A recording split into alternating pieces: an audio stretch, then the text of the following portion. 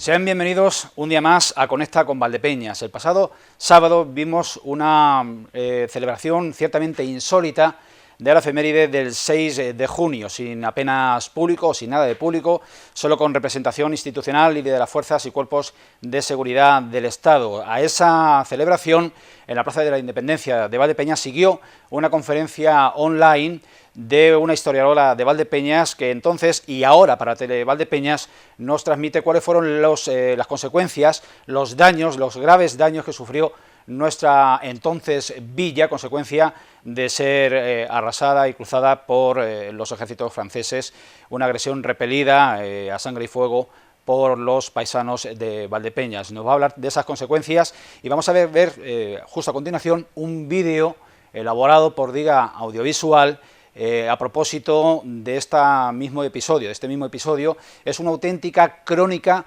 de la historia. Y acabaremos hoy con Valdepeñas haciendo una visita al taller del escultor José Lillo Galiani, que nos habla de sus planes, de cómo está viviendo esta pandemia, qué le ha suscitado, qué pensamientos, qué ideas le ha hecho concebir, y realmente revelador también su testimonio. Empezamos con todo ello ya.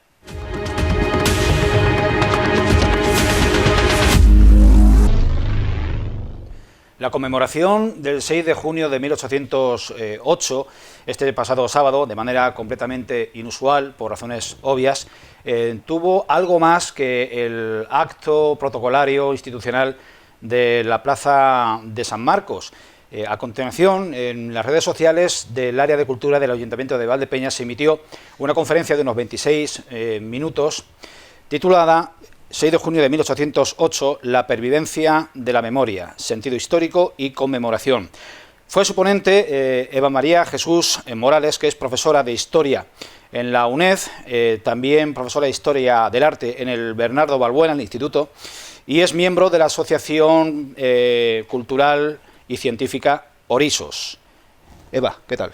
Hola. Gracias por acompañarnos en Conecta con Valdepeñas. Gracias a vosotros. Bien, situemos inicialmente, por ofrecer aquí una visión general de tu ponencia, el contexto histórico de la gesta de Valdepeñas el 6 de junio de 1808.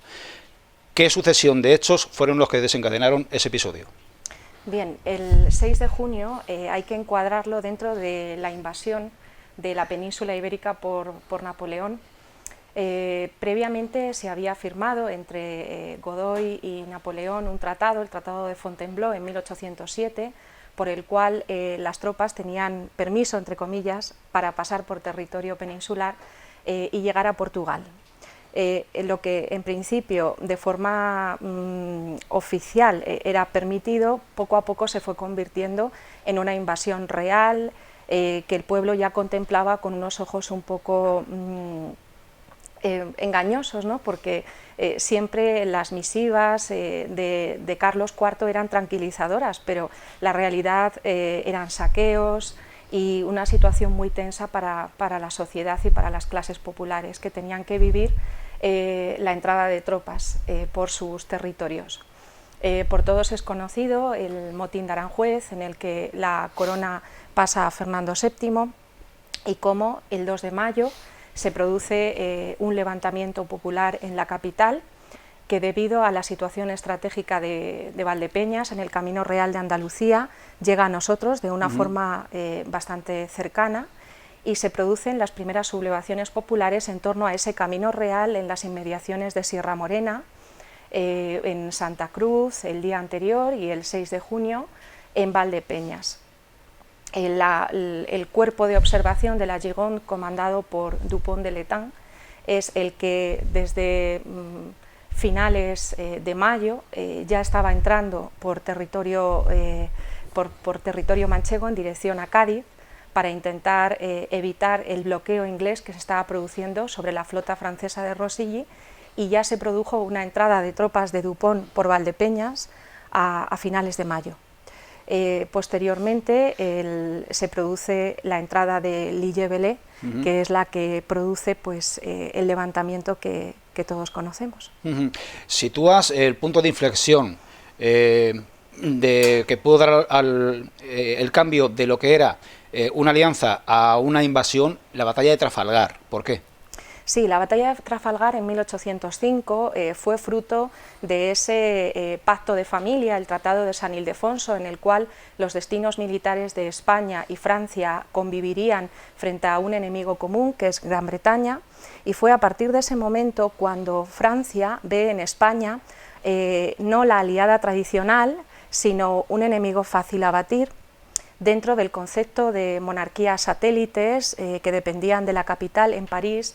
Destituir, en cierta forma, como sucederá en las abdicaciones de Bayona, a la realeza, a la dinastía Borbón que gobernaba en España, fue algo relativamente sencillo, pues había unos conflictos internos en el seno de la familia. Ese motín de Aranjuez los evidenció y finalmente colocó a su hermano, a José Bonaparte, en el trono español, un rey considerado por los patriotas españoles, patriotas me refiero al pueblo, ¿no? que no acepta a ese rey intruso como pues un rey que no aceptaban, porque siempre hay una fidelidad clara durante todo el proceso a Fernando VII. Hagamos, si te parece, un poco de crónica de la historia. ¿Cuáles fueron los efectos reales sobre la villa de Valdepeñas de los hechos del 6 de junio? Bien, es importante ver que la ocupación francesa de toda la península y de Valdepeñas en el conjunto de las localidades de La Mancha sucederá en los años posteriores, y las consecuencias a nivel económico y a nivel demográfico en nuestra población van a ser de las más duras que se viven a principios del siglo XIX en nuestra región. A finales, después del 6 de junio, después de esa efeméride de nuestra historia local, un nuevo contingente, una nueva columna francesa liderada por Bedel va a atravesar nuevamente Valdepeñas a finales de junio, y a finales de ese mismo año, de 1808, Napoleón manda a su ejército imperial, al más nutrido grupo de la Grande Armée, que es el ejército de Napoleón, que está luchando en las guerras napoleónicas en Europa, y el propio Napoleón en persona acude aquí durante un periodo de ocupación, de invasión efectiva de todo el territorio. Por tanto, las consecuencias directas serán despoblamiento, emigraciones, hambrunas, epidemias, lo que llamamos las crisis de subsistencias del antiguo régimen, pero agravadas por un conflicto bélico, por los saqueos, por la ocupación y por una guerra que se nutre sobre el terreno. Antes de llegar a Valdepeñas es lógico pensar que estuvieron en otras poblaciones de nuestro entorno. ¿Qué ocurrió en Manzanares que no ocurriese en Valdepeñas y viceversa?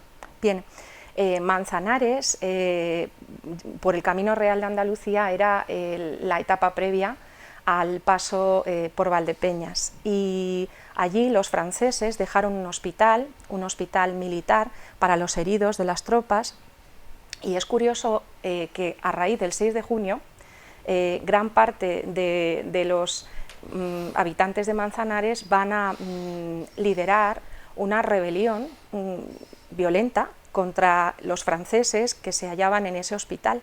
Entonces es interesante ver también desde esta óptica de Manzanares en la resistencia. Volvamos o sigamos remontándonos 212 años y continuemos en el 6 de junio. ¿Cómo y quiénes vinieron en ayuda desde la comarca en apoyo del pueblo de Valdepeñas? Bien, García de Noblejas nos habla del caso de Manzanares y nos habla en concreto de algunos de sus conciudadanos que acudieron en ayuda de los habitantes de Valdepeñas aquel 6 de junio. Muchos labradores del terreno acudieron a ayudar con los elementos que tenían a su alcance en esta resistencia popular, y aunque las juntas de defensa estaban en ese momento fraguándose, la de Valdepeñas es un ejemplo de ello, una junta de defensa local, es cierto que se está formando ya un ejército, el ejército de Castaños, el que luego va a luchar en Bailén, de lo que nosotros somos un precedente, un prolegómeno de todo ese proceso, y cómo acuden habitantes de las localidades cercanas en ayuda. Por ejemplo, ese caso de Manzanares. Todos los grandes hechos de la historia tienen como medio de comunicación, como medio casi podríamos decir de prensa, el arte, la pintura, y queda constancia de esos hechos en los lienzos. ¿Cómo podríamos valorar a día de hoy este cuadro de Eugenio Bonet, que bueno, los críticos le conceden mucho más interés documental que artístico y que podemos ver en el Museo del Vino. Bien, siempre la obra de arte es una fuente documental de primer orden. Primero porque Bonet la hace a principios del siglo XX, en 1910, y es fruto ya de la primera conmemoración, el primer centenario del 6 de junio, entonces surge en esa mentalidad de la restauración, en esa mentalidad liberal de rescatar los hechos heroicos de la soberanía nacional. En ese contexto surge la necesidad de documentar artísticamente el hecho heroico de Valdepeñas. Todo surge en un momento en el que se hace necesario, forma parte de un conjunto, como digo, de conmemoraciones y de hechos donde cobra sentido, a finales del 19 y a principios del 20. Y es interesante a nivel documental porque crea iconografías como la de Juana Galán o el hecho de arrojar objetos desde las cubiertas de esas gavilleras de las casas de adobe, ¿no? Todo eso que ya nos hablaba de forma literaria Benito Pérez Galdós, ese hecho se pone en el lenguaje plástico, se traslada al lenguaje artístico y crea un referente representativo a nivel iconográfico que luego se va a trasladar en el 2008 pues a la estatua, por ejemplo, de Juana Galán o a la obra de Víctor Ochoa. Entonces es interesante cómo el arte a principios del 20 se traslada como parte de ese imaginario colectivo al bicentenario del 2008. Y por concluir, en el año pasado, y qué pena que este año no lo hayamos podido volver a representar o a ver, se llevó a cabo por tercer año consecutivo, creo recordar, una teatralización, una recreación teatral de esos hechos, de las principales escenas en puntos paradigmáticos, emblemáticos de Valdepeñas. Fuiste la guionista. ¿Qué cambios tenías? Bueno, primero, recordemos cómo fue, y en segundo lugar, ¿qué novedades hubiésemos introducido en esa segunda puesta en escena este año de haber podido llevarla a cabo? Bien, pues bueno, la idea, el Ayuntamiento tomó la iniciativa de darle pues unas nuevas localizaciones. La calle ancha sigue siendo el eje principal porque es ahí donde tuvo lugar el hecho, pero se buscó también pues, la zona de la calle Real en torno a la Confianza, la zona del convento, la calle Castellanos, la cueva del Museo Municipal. Entonces una parte de la originalidad estribaba en la búsqueda de nuevos escenarios para las teatralizaciones. Si hubiéramos podido hacerlo este año, nos hubiera gustado ampliar los guiones con esa base histórica, porque intentábamos siempre conectar con hechos o bien la oración ante la ocupación que os he comentado, o el hecho de el entierro de Juana Galán, en fin, un poco intentábamos conectar con hechos históricos y en esa línea un poco ampliar esas referencias históricas.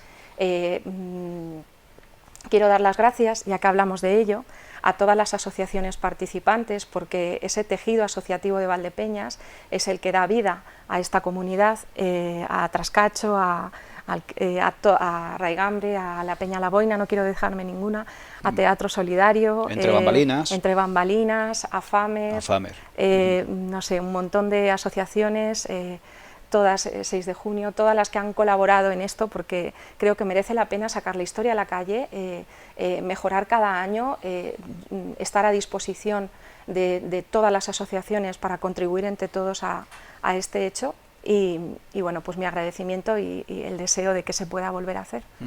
Muy bien, pues esa ponencia, esa conferencia que se puede ver en cualquier momento en el canal de YouTube de Cultura Valdepeñas.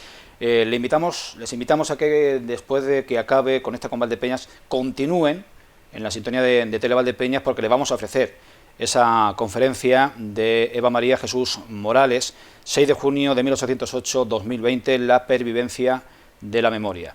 Eva, muchas gracias por acompañarnos una vez más y seguiremos contando contigo. Muchas gracias a vosotros.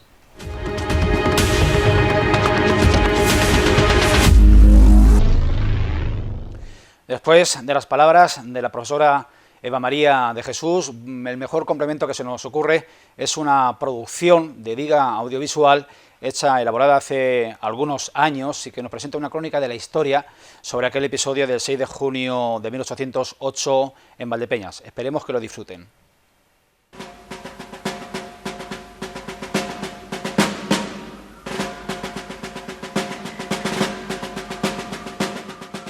El general Ligebelet llegó a las 9 horas con una columna de 500 hombres. El general avanzó y les pidió a los valdepeñeros que depusiesen las armas y nos dejasen entrar. Ellos rechazaron la proposición con gritos de furor, armaron sus fusiles y nos apuntaron. Nos alejamos. Los paisanos desaparecieron seguidamente, entraron en la ciudad y tocaron a rebato. Se hizo sonar la carga. Una vez llegados a la entrada de la ciudad, se encontraron con barricadas y se vieron obligados a retroceder. Había muchas cuerdas tendidas en todo el centro de la ciudad. Los caballos lanzados al galope, ciegos por el humo y el polvo, caían al suelo. ¡A paso ligero! ¡Adelante! ¡Marchen! En ese momento les alcanzaba una lluvia de disparos procedentes de todas las casas. Las piedras, las vasijas, los muebles llovían sobre sus cabezas por todos lados, sin que ellos pudiesen resistir ni defenderse. ¡Fuego! El combate se mantuvo desde las 9 de la mañana hasta las 6 de la tarde. Todas las casas que se asaltaban eran inmediatamente incendiadas y degollados los que en ellas vivían. El que quería salvarse huyendo al campo era sableado.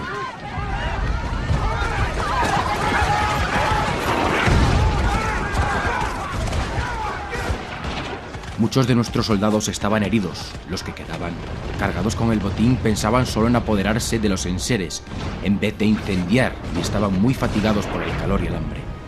El vino que habían encontrado en el interior de las casas les ponía fuera de combate. Entonces el general me propuso ir al encuentro de los insurrectos y ofrecerles el perdón en las mismas condiciones que por la mañana. Me condujeron por calles apartadas y me encontré de pronto al pie de la iglesia y en la plaza, en la que todavía los nuestros no habían entrado. Pero al momento una ventana se abrió y se oyó un grito, y en un abrir y cerrar de ojos todos los balcones, todas las entradas de las calles, la iglesia y el campanario se vieron llenos de hombres, mujeres y niños, y 300 fusiles se dirigieron hacia mí.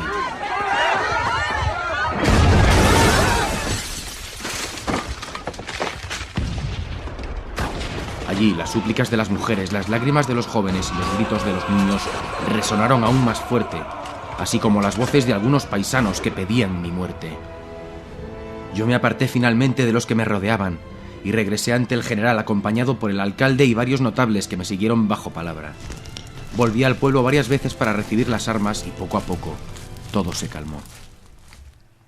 Cuando la poesía y las bellas artes celebran la victoria con tanta pompa y brillantez, cuando la representan con atractivos tan seductores, esconden la verdadera cara del cuadro.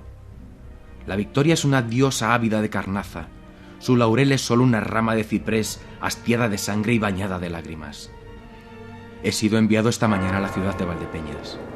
He visto con horror las casas convertidas en cenizas, las mujeres, los niños, los animales degollados sobre sus ruinas, paisanos, soldados, caballos tendidos aquí y allá, en las calles. Una banda de desalmados forasteros a esta ciudad son la sola causa de estos horrores.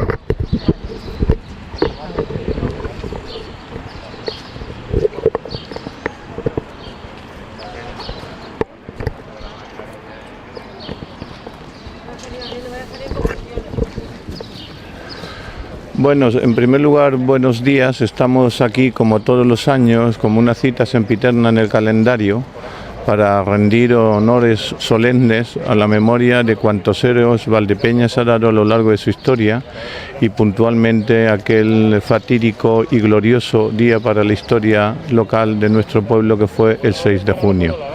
Pero dado el momento que nos preside, estamos aquí para rendir ese homenaje a esos héroes y a esos muertos, pero cada año también lo hacemos para los héroes que se han ido sumando desde aquel 1808 al día de hoy. Y en el momento de pandemia, Valdepeñas puede presumir y sentirse orgullosa de tener otros tantos, muchos héroes anónimos que, jugándose literalmente la vida, ya sean cuerpos o fuerzas de seguridad del Estado, ya sean los servicios públicos de atención a domicilio, ya sea el servicio voluntariado de protección civil, ya sea todo el colectivo sanitario, en definitiva, todos los que han hecho que no hinquemos la rodilla, hoy quiero rendirles también este acto en homenaje a todos ellos.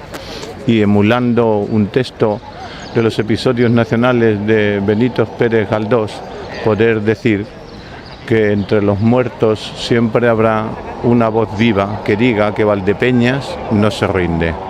Sean felices y cuídense. Muchas gracias.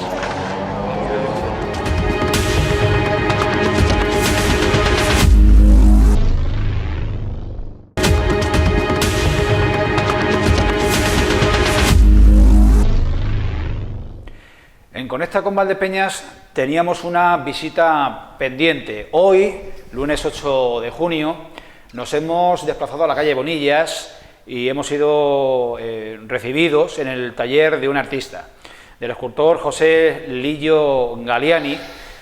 Tenía realmente inquietud por volver a hablar con él y conocer, bueno, pues la visión artística en 3 dimensiones que un artista de su trayectoria y de su dimensión puede haber concebido sobre este episodio tremendo que todavía nos invade y determina nuestro día a día.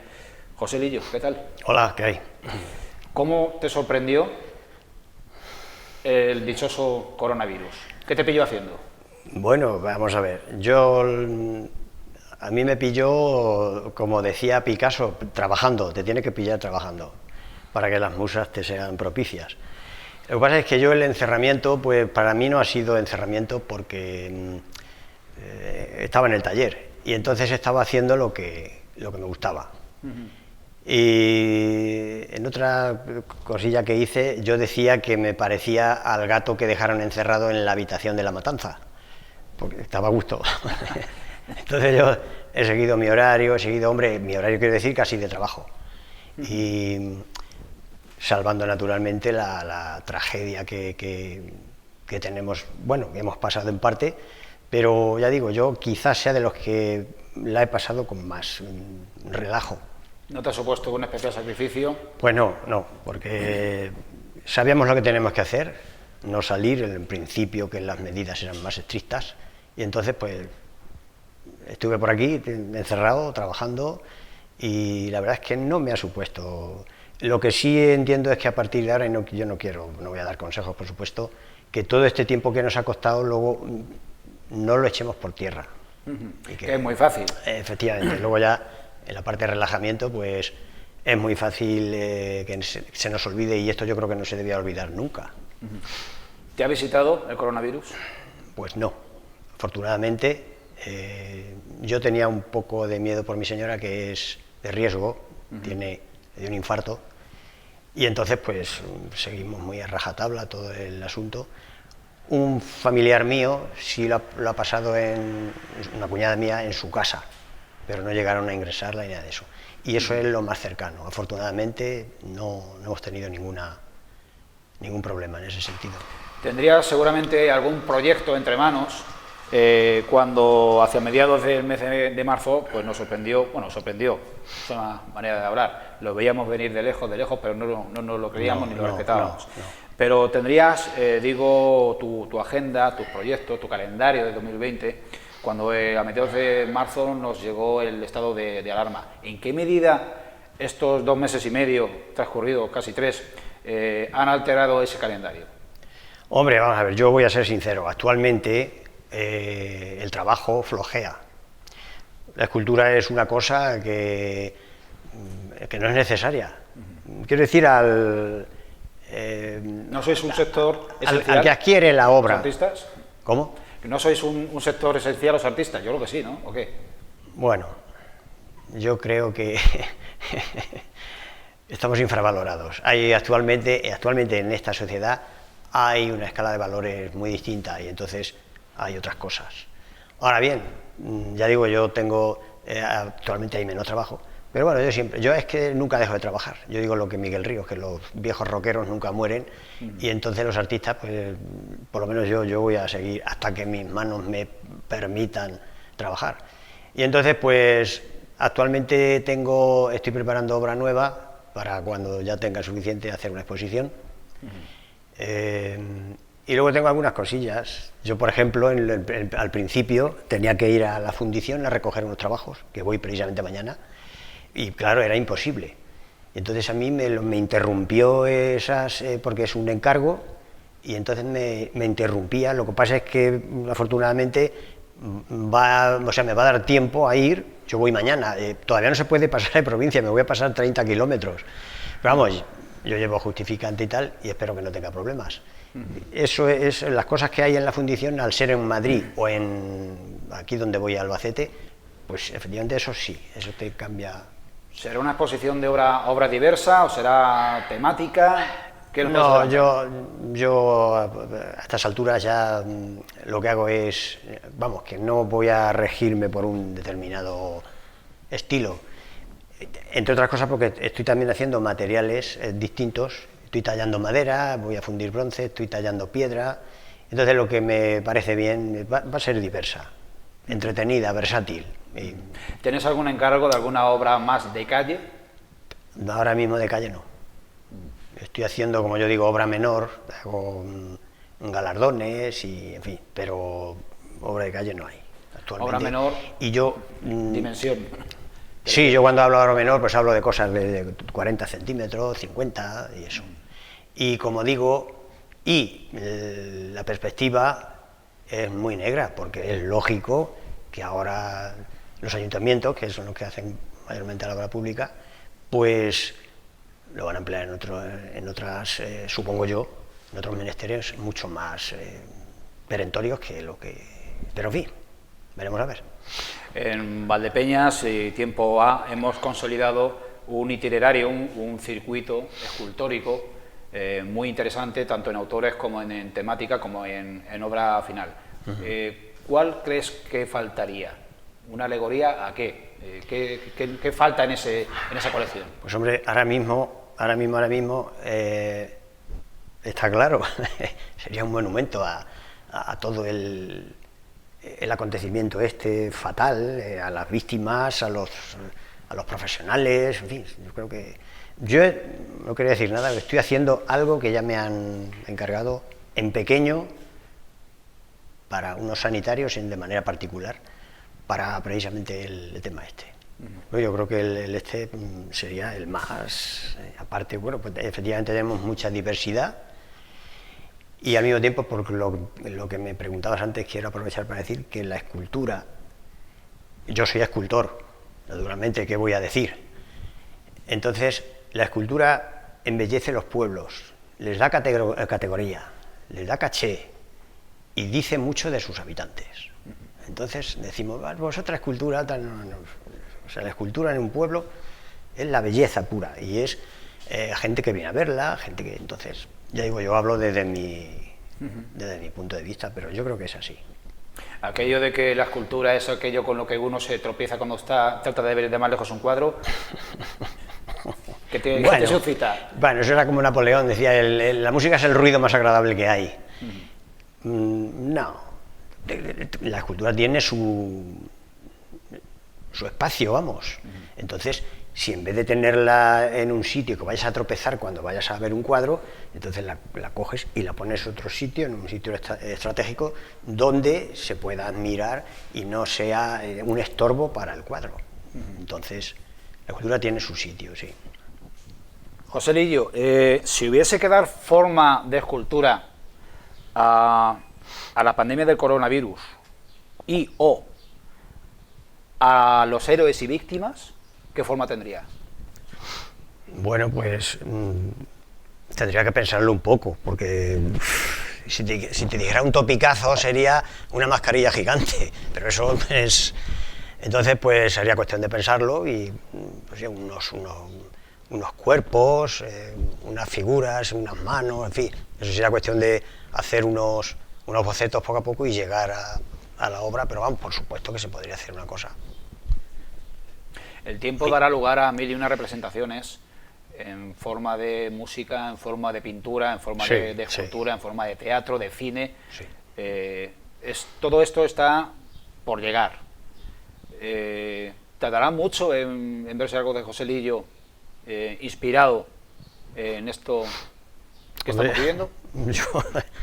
Yo no sé, yo no lo puedo decir, pero claro, yo puedo dar ideas, pero si me consultan o me llaman, y en fin, aunque no sea para hacerlo yo, simplemente para decir, oye, ¿tú qué te parece y tal? Pues yo supongo yo que como artista tendría ideas, claro, que dar.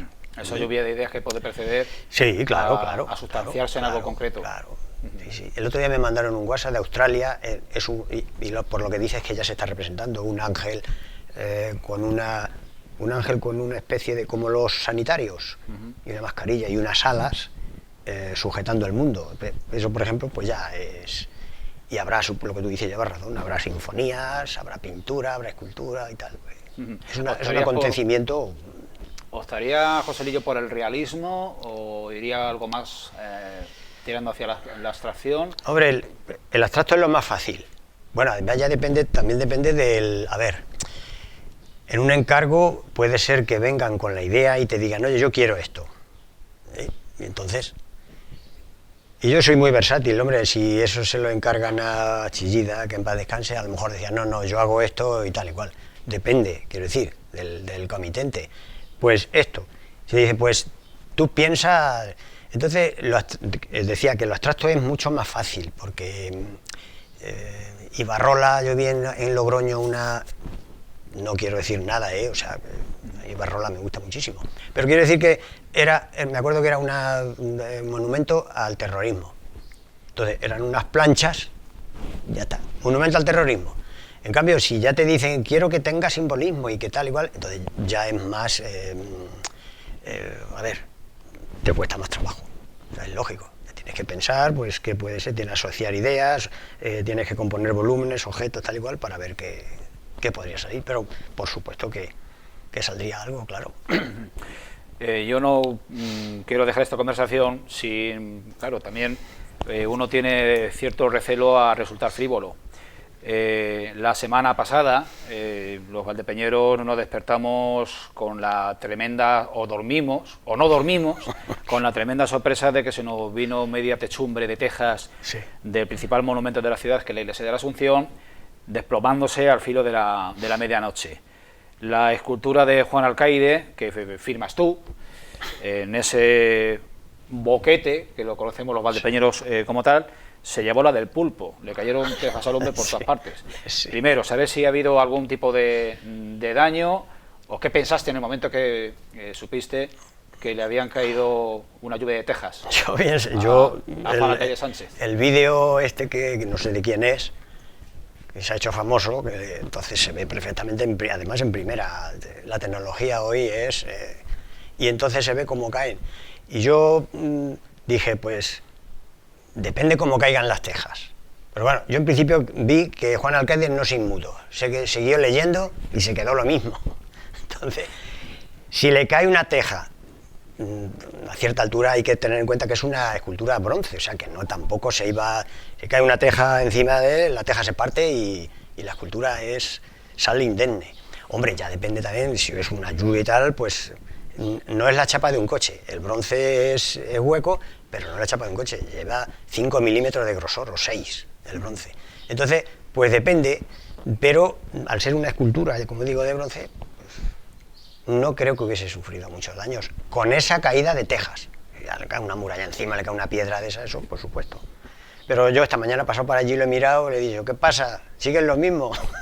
Y es cierto, y que por allá los comercios, y ahí sigue.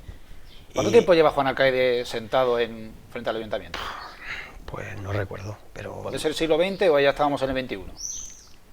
Estamos ya en el XXI, ¿no? Hará 12, 13, 14 años que sigue ahí y ahí seguirá. Mientras que se respete un poco, ahí seguirá.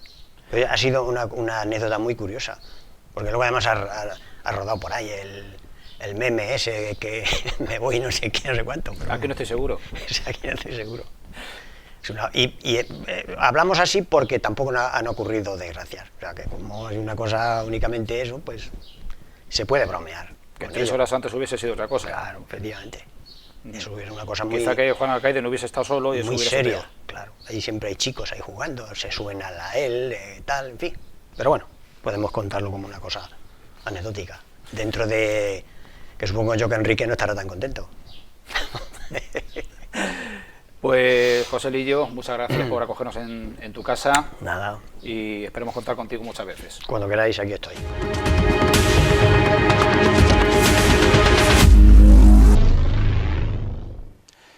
Despedimos hoy con Valdepeñas, con un vídeo de Greenpeace en el que muchas caras muy conocidas de la música, del teatro, del cine, nos trasladan el mensaje de que el COVID-19 no es una consecuencia fortuita o biológica aislada, sino que se puede poner en perfecta conexión con la degradación y con el maltrato del planeta, con la contaminación de los océanos y de la atmósfera. Les sugerimos con todo ello la reflexión correspondiente y esperamos que lo disfruten también y lo asimilen. Gracias y hasta el próximo programa. Pues ya está claro. Si alguien tenía dudas, el planeta sí tiene límites.